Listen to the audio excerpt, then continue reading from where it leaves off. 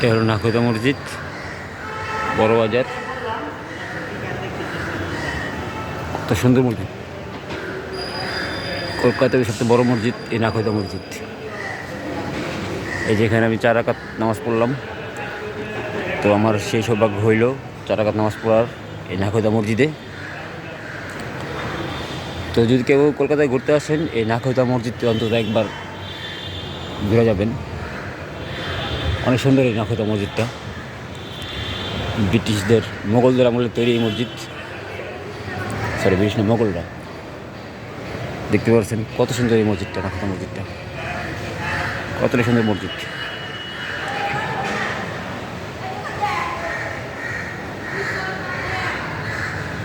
সুবহানাল্লাহ, কত সুন্দর এই নাখোদা মসজিদটা।